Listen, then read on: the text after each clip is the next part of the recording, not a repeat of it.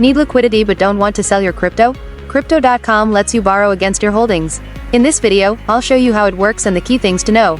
Welcome back to Guide with Samuel. Borrowing crypto allows you to access cash while keeping your investment position. First, you need collateral. You'll deposit crypto like Bitcoin or Ethereum, and you can borrow stablecoins or fiat currency against it, usually up to 50 to 70% of your collateral's value.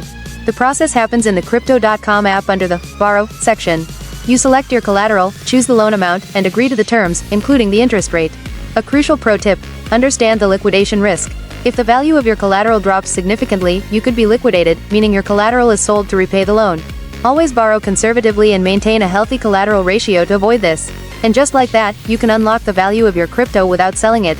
Borrowing is a powerful tool for managing your finances without triggering tax events. What would you use a crypto loan for? For your final question, subscribe for our next video on how to lend crypto on Crypto.com.